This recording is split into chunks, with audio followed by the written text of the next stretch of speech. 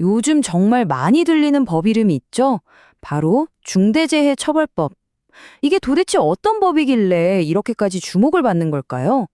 오늘은 이 법이 왜 만들어졌고 우리 삶에 어떤 영향을 미치는지 아주 쉽고 명확하게 파헤쳐 보겠습니다.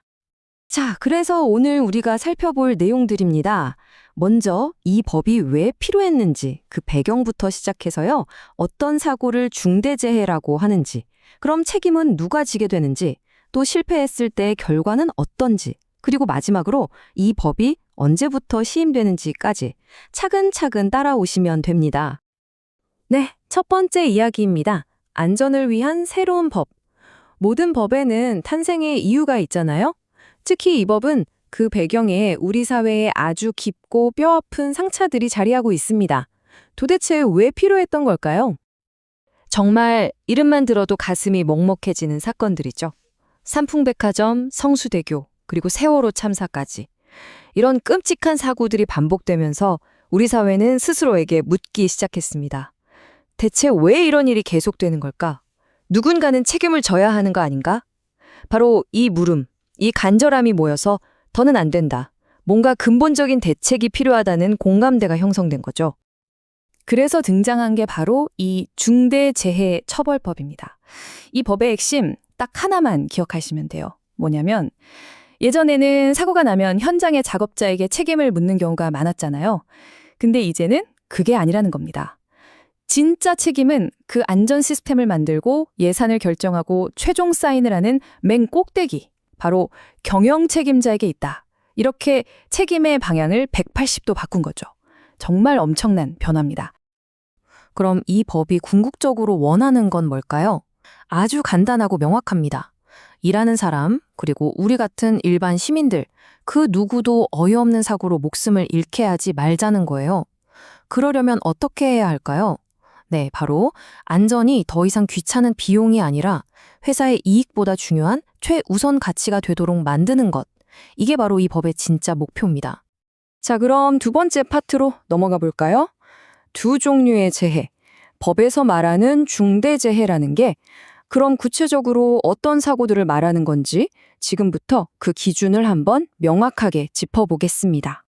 법을 보면요, 재해를 딱 두 가지로 나눠서 보고 있어요. 첫 번째는 회사 안에서 일하는 근로자에게 일어나는 중대 산업재해. 그리고 두 번째는 우리 같은 일반 시민들이 피해를 보는 중대 시민재해. 이렇게 대상에 따라 둘로 구분하는 겁니다. 근데 여기서 진짜 중요한 게 있어요. 법이 그냥 큰 사고 이렇게 애매하게 말하지 않는다는 거예요. 보세요. 사망자가 1명 이상 나오거나 똑같은 사고로 2명 이상이 6개월 넘게 치료를 받아야 하는 부상을 입었을 때 이런 식으로 아주 구체적인 숫자를 딱 정해놨어요. 왜 그랬을까요? 에이, 이 정도는 괜찮겠지 하는 아니란 생각을 원천 차단하겠다는 아주 강력한 의지가 담겨 있는 거죠. 좋습니다.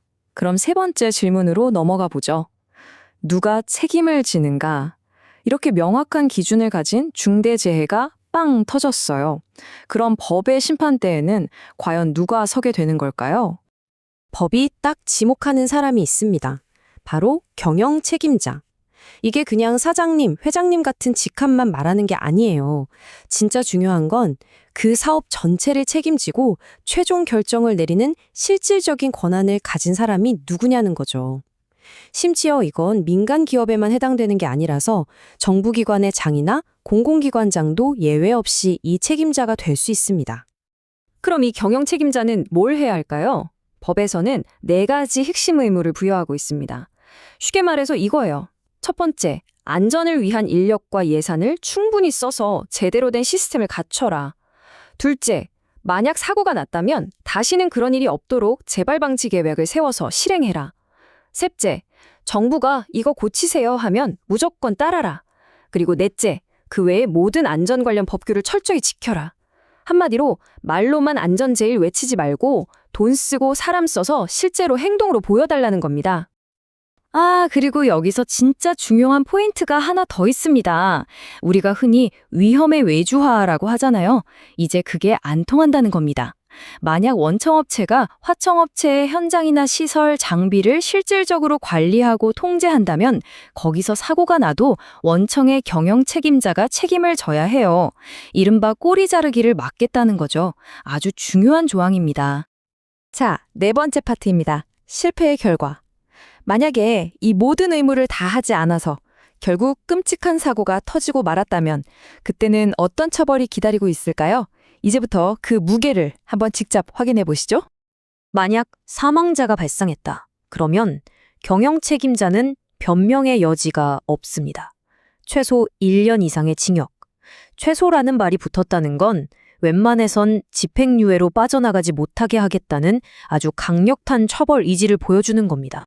징역만 있는 게 아닙니다. 돈으로도 책임을 져야 하는데요. 그 액수가 어마어마합니다. 경영 책임자 개인에게는 최대 10억 원, 그리고 회사, 즉 법인에게는 별도로 최대 50억 원의 벌금이 부과될 수 있어요. 그러니까 개인도 처벌하고 회사도 처벌하고 이중으로 책임을 묻는 거죠. 이게 끝이 아닙니다. 만약 회사가 일부러 혹은 정말 심각한 과실로 안전 의무를 어겼다는 게 밝혀지면요. 피해자가 입은 실제 손해액에 최대 5배까지 물어줘야 하는 징벌적 손해배상 책임까지 추가됩니다. 이건 정말 회사가 휘청거릴 수 있는 수준의 강력한 페널티죠. 물론 빠져나갈 구멍이 아예 없는 건 아닙니다. 예외가 있긴 한데요. 회사가 우리는 사고를 막기 위해서 정말 할 수 있는 모든 노력을 다했습니다. 라는 걸 스스로 완벽하게 증명해낸다면 회사에 부과되는 벌금은 피할 수도 있습니다. 근데 이걸 증명하는 게 결코 쉽지는 않겠죠.